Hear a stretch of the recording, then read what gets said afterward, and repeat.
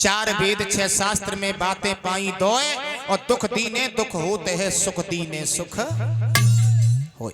किसी को रुलाने से स्वयं रोना पड़ेगा, किसी को हंसाने से स्वयं हंसना पड़ेगा। परीक्षित जी, किसी को भोजन कराने से तुम्हें स्वयं भोजन प्राप्त होगा। यही इस कथा का भावार्थ है। आइए 2 मिनट ताली बजाते हुए भगवान के चरणों में प्रभु की वंदना बोलेंगे सभी लोग। आगे भगवान की कथा बड़े भाव से सभी भक्त श्रवण करेंगे। तो ताली बजाते हुए सभी भक्त, माताएं बहनाएं भाई बंधु सभी भक्त बोलेंगे।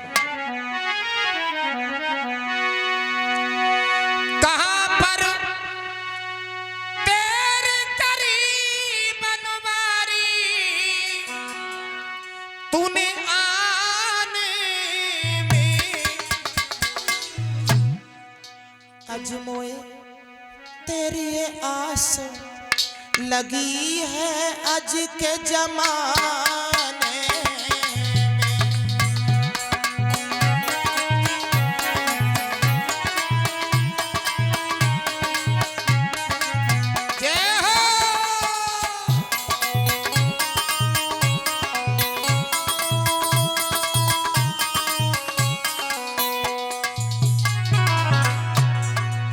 हे प्रभु, हे दीन बंधु भगवान,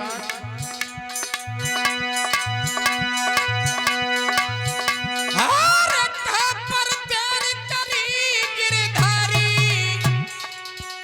तूने आने में आज मोए तेरी आस लगी है आज के जमाने।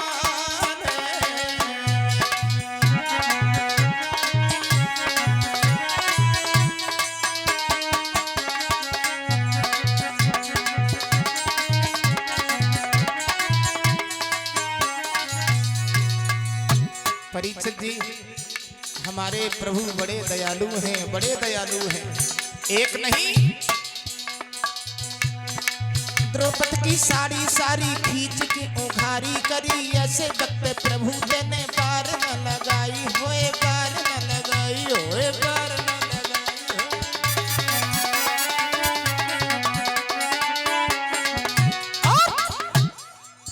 द्रौपदी ने भगवान को बुलाया, द्रौपदी की साड़ी सारी खींच के उघारी करी, ऐसे वक्त प्रभु देने पार न लगाई, होए पार न लगाई, होए पार न।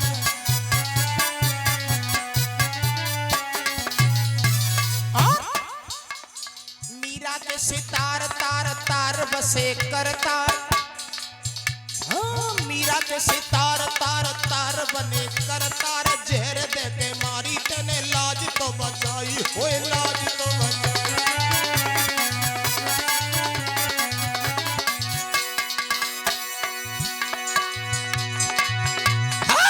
नरसी को तूने बात भलाई दो,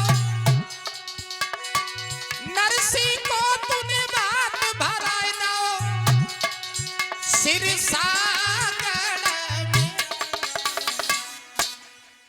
मोए तेरी ये आस लगी है आज के जमाने।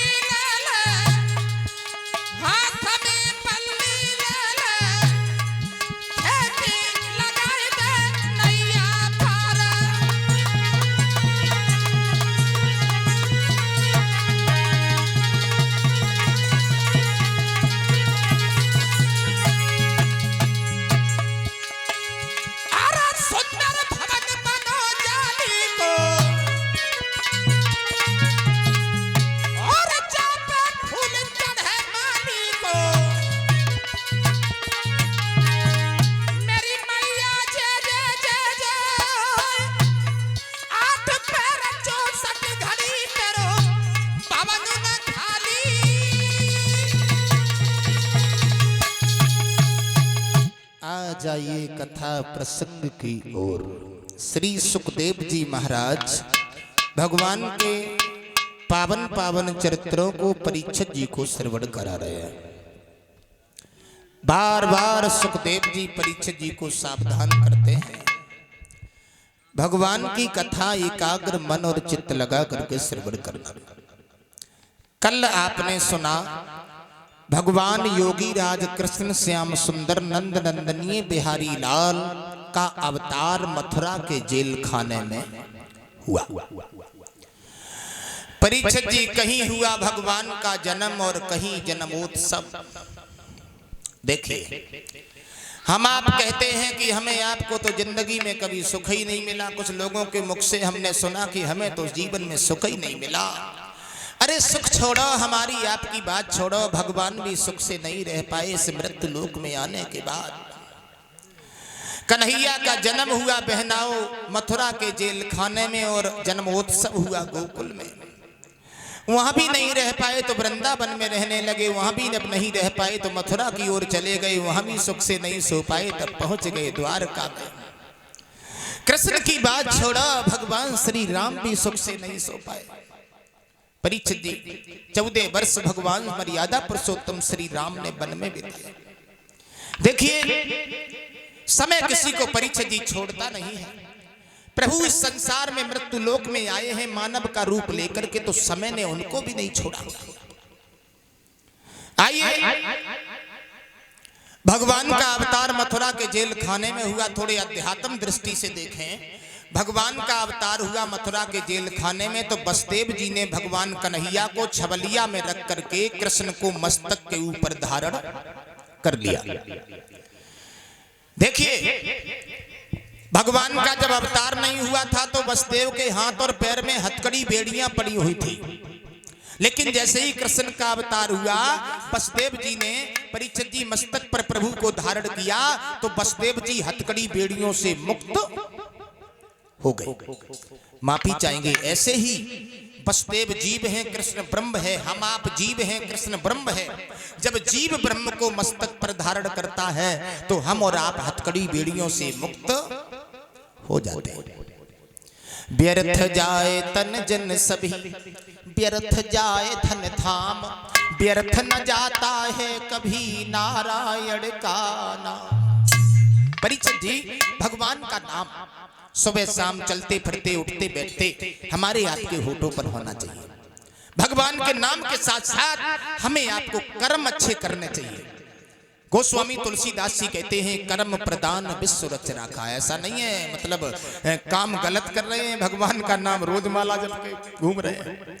तो कहने का मतलब है, अगर भजन भी ना कर पाओ कोई बात नहीं है, भजन ना कर पाओ तो सुबह शाम परीक्षित जी 1-2 बार तो भगवान का नाम हमारे आपके होठों पर होना चाहिए। छोड़ो, नाम भी ना ले पाओ तो सबसे महत्वपूर्ण बात यह है कि इंसान को अपने कर्मों पर डिपेंड रहना चाहिए। अपने कर्म जो हैं वो अच्छे ढंग से करना चाहिए। महाराज, आप लोगों ने देखा होगा आजकल हम आप दूसरे को उपदेश देते हैं लेकिन स्वयं गलत कार्य कर रहे हैं।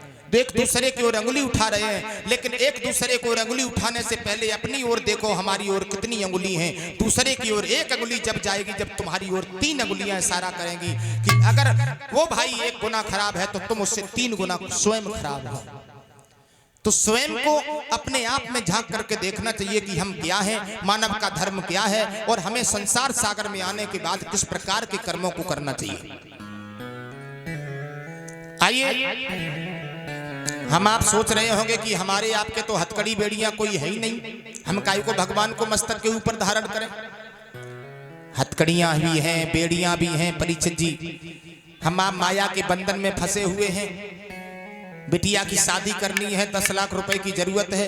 लड़का की शादी करनी है, ये मकान बनवाना है, ये दुकान बनवानी है, तो ये हथकड़ियां हैं, बेड़ियां हैं। इन हथकड़ी बेड़ियों से मुक्त होने के लिए सुबह शाम भगवान का नाम हमारे आपके होठों पर अवश्य होना चाहिए। आइए, भगवान परीक्षित जी योगी राज कृष्ण श्याम सुंदर गोकुल और वृंदावन में अनन्य प्रकार की लीलाएं कर रहे हैं।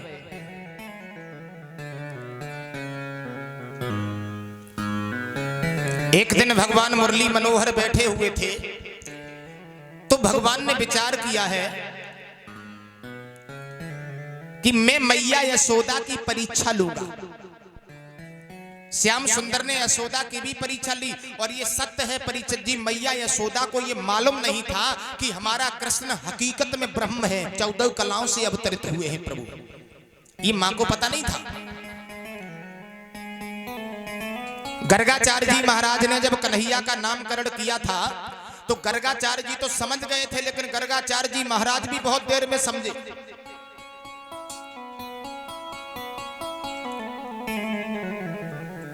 कन्हैया का नाम रखा, बलराम जी का नामकरण किया तो मैया यशोदा परीक्षित जी गर्गाचार्य जी महाराज के लिए कुछ भोजन बना के आई और जब भोजन बना के लाई तो प्यारे भक्तों याद रखना, जब भोजन बना करके लाई हैं तो गर्गाचार्य जी महाराज ने जैसे ही भोजन पाने के लिए परीक्षित जी विचार किया है तो भगवान का भोग लगाने लगे प्रभु। गर्गाचार्य जी महाराज ने विचार किया है अब मैं भोजन पान करूंगा लेकिन सबसे पहले भगवान का भोग लगा दूं। तो कुछ मन ही मन में गर्गाचार्य जी ने कहा, ओ बनवारी ओ त्रिपुरारी तेरो बनो धरो प्रसाद रे निक आय की भोग लगा जइयो।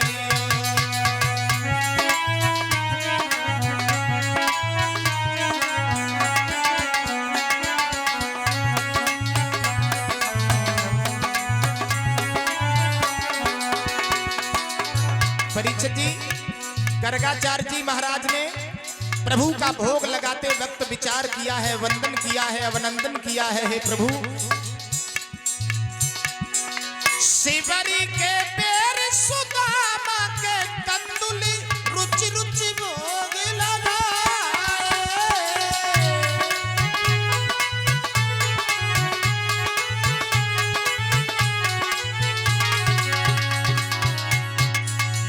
रुचि रुचि भोग लगा और अरे दुर्योधन को भोग नवायो, साग बिदुरी घर खाए। अरे हाँ साग बिदुरी घर खाए। ये बनवारी ये त्रिपुरारी तेरो बनो धरो प्रसाद रे निक आय की भोग लगा जइयो।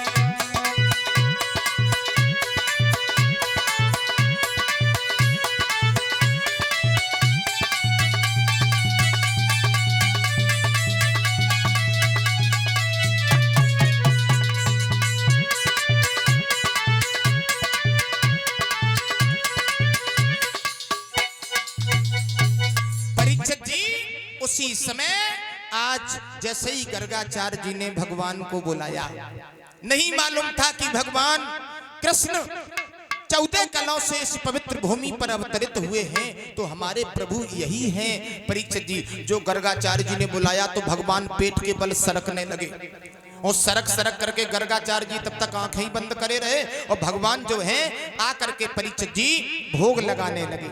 वाह भाई वाह।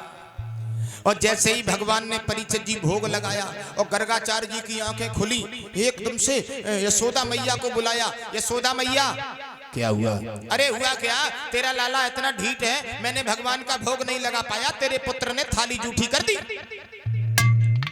यशोदा मैया बोली, माफ करना पंडित जी महाराज, मेरे बालक से भूल हो गई, अब की बार में बालक को बड़ी दूर बैठाल के आऊंगी। कन्हैया को उठा लिया मैया ने और बड़ी दूर बैठाल दिया। परीक्षित जी दूसरी थाली लेकर के जैसे यशोदा मैया आई, गर्गाचार्य जी ने फिर वही काम किया, हे प्रभु आकर के भोग लगा जाओ। तो भगवान फिर आकर के थाली जूठी करने लगे। वाह भाई वाह। यशोदा को क्रोध आ गया, कन्हैया तू इतना दुराचारी है, तूने पंडित जी को भोजन नहीं करने दिया। कन्हैया बोले, मैया हम ऐसे थोड़े ही आते हैं, जो हमें प्रेम से बुलाता है तभी तो हम आते हैं, है ना। गर्गाचार्य जी बोले, प्रेम से बुलाता है? कन्हैया कहने लगे, हाँ हमें पंडित जी महाराज ने प्रेम से बुलाया है इसलिए हम आए हैं। गर्गाचार्य जी महाराज बोले, मैंने नहीं बुलाया, मैंने तो भगवान को बुलाया। कन्हैया बोले, हे पंडित जी महाराज ध्यान धर के देखो, एक दृष्टि जब भगवान ने अंदर दर्शाई है, जैसे ही तो गर्गाचार्य जी समझ गए ये कोई साधारण बालक नहीं है। एकदम से यशोदा से कहा, मैया ये तुम्हारा लड़का नहीं है। भगवान बोले, चुप, यशोदा को मत बताना लड़का नहीं है, भगवान है। अगर तुमने बता दिया कि लड़का नहीं है तो मैया हमें प्यार नहीं करेगी।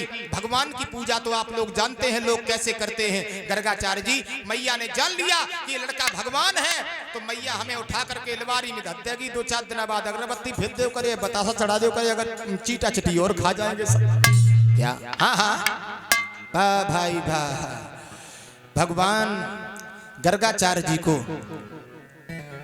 ये हमारे मामा जी 101 पत्र मुद्राएं भगवान के चरणों में 11-11 पत्र मुद्राएं सभी कलाकारों को भेंट कर रहे हैं। भगवान से कामना करेंगे भगवान सुख और शांति दे, हमेशा दान के लिए हाथ बढ़े। और भगवान के भंडारे में ये दान जो आया है 50 किलो गेहूं, कजाक सिंह नंगला जगत 1100 रुपया, लाखन सिंह नंगला जगत 511 रुपया, प्रदीप मानिकपुरा 500 रुपया, संदीप सनोप अरविंद नंगला रामदयाल 151 रुपया, छेदालाल मानिकपुरा 2100 रुपया, ज्ञान सिंह नंगला जगत 101 रुपया, चुन्नी लाल मानिकपुरा 50 किलो गेहूं, पंकज नंगला जगत 50 किलो, बलबीर नंगला जगत जो भगवान के चरणों में अर्पित कर रहे हैं। अब भगवान कन्हैया ने यशोदा मैया की परीक्षा लेनी चाहिए। परीक्षा जी, यशोदा मैया भगवान कन्हैया को गोद में खिला रही थी और परीक्षित जी तब तक क्या हुआ, जो दूध तच रहा था वो दूध उफन उफन करके परीक्षित जी बहने लगा। एक गोपी आई यशोदा मैया, क्या हुआ? अरे मैया दूध उफर रहा है। जो ये कहा कि दूध उफर रहा है, मैया यशोदा ने परीक्षित जी कन्हैया को तो वहीं रख दिया और दूध को संभालने के लिए भाग पड़ी। मैया को दूध प्यारों के पूत, तभी से ये बातें चली हैं, मैया को दूध प्यारो या पूत, यानी कन्हैया को तो वहीं बैठाल दिया और दूध को संभालने को चली। तो परीक्षित जी कन्हैया ने सोचा, वाह भाई वाह, यशोदा मैया को दूध प्यारा है लेकिन हम प्यारे नहीं हैं, हमें छोड़ करके दूध को संभालने को पहुंच गई। तो भगवान ने छड़ी उठा ली और छड़ी उठा करके क्रोध में आकर के क्या किया, ले लई छड़ी जब मोहन ने मटकी पत्नी फोड़ डाली।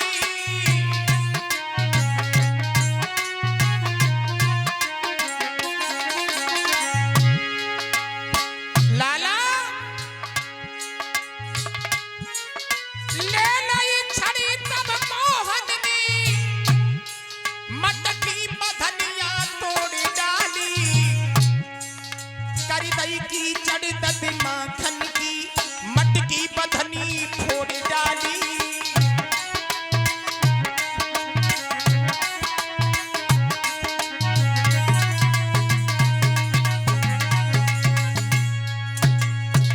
भगवान कन्हैया को क्रोध आ गया। जितनी मटकियां रखी हुई थी मैया की और मैया के सास के हाथ की, परीक्षित जी सारी मटकियों को तोड़ तोड़ के गिरा दिया। यशोदा मैया जैसे ही आई तो देखा मटकी सारी टूटी पड़ी हुई है। कन्हैया तूने तो हमारे सास के हाथ की मटकियां भी तोड़ डाली जो मैंने बरसों से सजा करके रखी थी। यशोदा मैया को क्रोध आ गया। यशोदा मैया परीक्षित जी भगवान कन्हैया को पकड़ने के लिए, भगवान कन्हैया को पीटने के लिए, भगवान कन्हैया को दंड देने के लिए भाग पड़ी। अब परीक्षित जी कृष्ण ब्रह्म है, यशोदा जीव हैं, गुस्सा में कभी भी जीव ब्रह्म को पकड़ नहीं सकता है। भगवान ने कहा है कि निर्मल जन मन सोई मोहे पावा और मोहे कपट छल छिद्र ना भावा। मैया यशोदा पीछे पीछे है, कन्हैया आगे आगे है परीक्षित जी, लेकिन भगवान जब पकड़ने में नहीं आए, मैया के पसीना आ गया, आंखों में आंसू आ गए। कन्हैया मैं तुझे बिना पीटे नहीं मानूंगी। तो परीक्षित जी भगवान श्याम सुंदर ने सोचा कि मेरी मैया दुखी हो रही है तो मुस्कुराए, और जब मुस्कुराए तो यशोदा भी मुस्कुराई, भाव जागृत हुआ तो भगवान श्याम सुंदर पकड़ में आ गए। बोलिए कन्हैया लाल की। एक रस्सी लेकर के आई मैया और रस्सी लेकर के भगवान कन्हैया को ऊखल से बांधने लगी परीक्षित जी। तो भगवान कन्हैया को मैया यशोदा बांध रही है। बोले आज तुझे मैं बिना पीटे नहीं मानूंगी, बिना बांधे नहीं मानूंगी। गुस्सा में मैया यशोदा बांध रही है परीक्षित जी। तो भगवान कन्हैया बंधने में नहीं आ रहे। एक रस्सी आई तो वो 2 अंगुल छोटी पड़ गई, दूसरी रस्सी लेकर के मैया आई, वो जोड़ ली तो वो भी 2 अंगुल छोटी पड़ गई, तीसरी रस्सी, चौथी रस्सी, यानी 2 अंगुल रस्सी छोटी पड़ रही है। अब यही पता नहीं है परीक्षित जी कि वो रस्सी घट रही है कि वो रस्सी घटती जाती थी, हरिया अंग मोटाते जाते थे।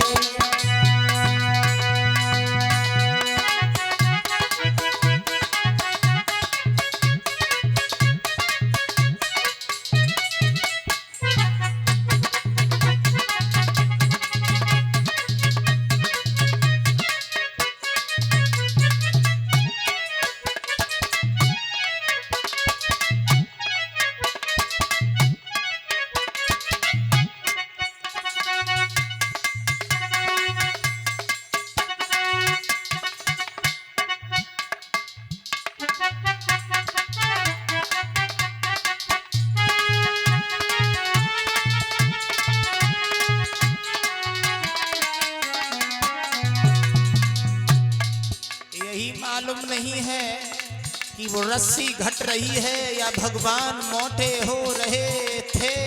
वाह भाई वाह।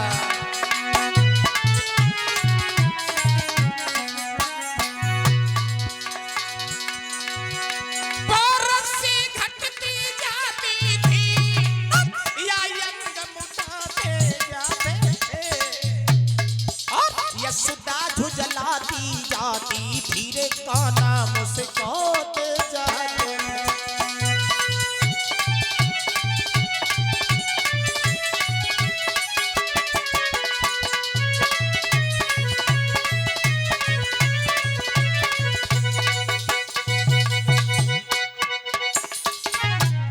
लाला यशोदा मैया जब थक गई भगवान को बांधते बांधते, वाह भाई वाह, भगवान बदले में नहीं आ रहे हैं। अब यही मालूम नहीं है परीक्षित जी 2 अंगुल रस्सी छोटी काहे को पड़ रही थी। यहाँ पर मैया को ज्ञान और वैराग्य की कमी थी। मैया को ये ज्ञान नहीं था कि भगवान वैरागी है, कोई साधारण बालक नहीं है। हुआ क्या,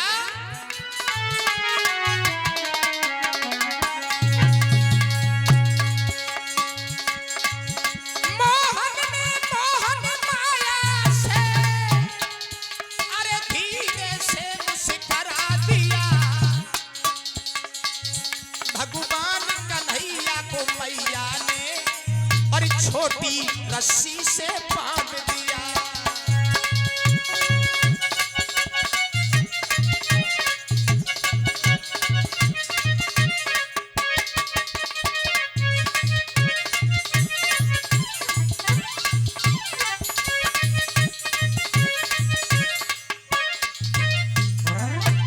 महाराज उसी समय जैसे ही मैया को पता चला परीक्षित जी, तो भगवान छोटी सी रस्सी में ही बंधने में आ गए। अब मैया यशोदा तो कामकाज में लग गई, लेकिन परीक्षित जी हुआ ये, भगवान कन्हैया धीरे धीरे चलने लगे, ऊखल पीछे पीछे जाने लगा। उसी परीक्षित जी मैया यशोदा के आंगन में 2 वृक्ष खड़े हुए थे जिनका नाम यमला अर्जुन। क्षमा चाहेंगे यशोदा मैया के आंगन में परीक्षित जी वो वृक्ष क्यों खड़े थे, ये यशोदा मैया के ही आंगन में क्यों हुए। तो सुखदेव जी परीक्षित जी को समझाने लगे, हे राजन परीक्षित, ये परीक्षित जी दोनों वृक्ष नहीं थे। ये पूर्व जन्म में परीक्षित जी ये दोनों वृक्ष जो थे ये पूर्व जन्म में दोनों ही कुबेर के लड़का थे। लाला दोनों कुबेर के बालक थे कि दोनों ही कुबेर के लड़का थे।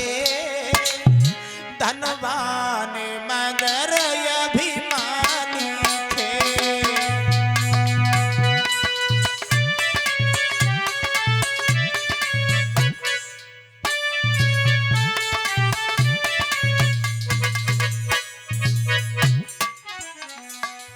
दोनों ये कुबेर के बालक थे परीक्षित जी, धनवान थे, लेकिन इन दोनों को अभिमान बहुत था। ये मदिरा का सेवन किया करते थे। लाला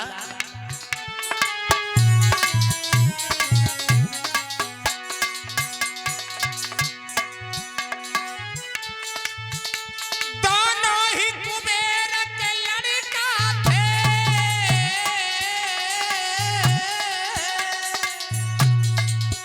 धनवान मगर अभिमानी थे। लाला दोनों कैलाश निवासी थे, शंकर जी के वरदानी